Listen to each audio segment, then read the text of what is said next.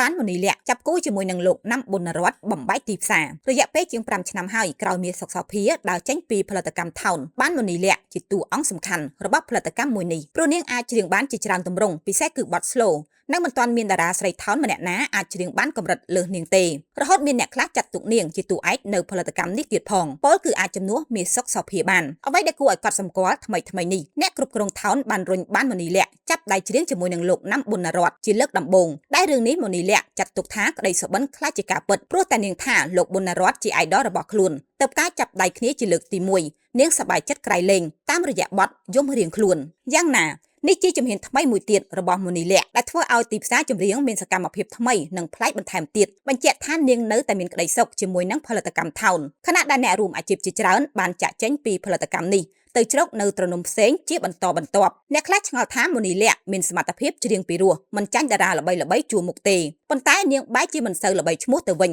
ដែលបញ្ហានេះអាចមកពីនាងមិនសូវមានប័ណ្ណសម្រុកឬចេញមិនបានដិតដល់លើទីផ្សារព្រោះតារានៅផលិតកម្មមានច្រើនហេតុនេះប័ណ្ណចម្រៀងវិលជុំត្រូវបែងចែកគ្នាច្រៀងប៉ុន្តែការងាកមកចាប់ដៃគូជាមួយនឹងលោកណាំប៊ុនរតដែលមនីលក្ខចាត់ទុកថាជាអាយដលរបស់ខ្លួននោះអាចជាការស្ទាបស្ទង់ឬតេស្តទៅលើអ្នកគាំទ្រ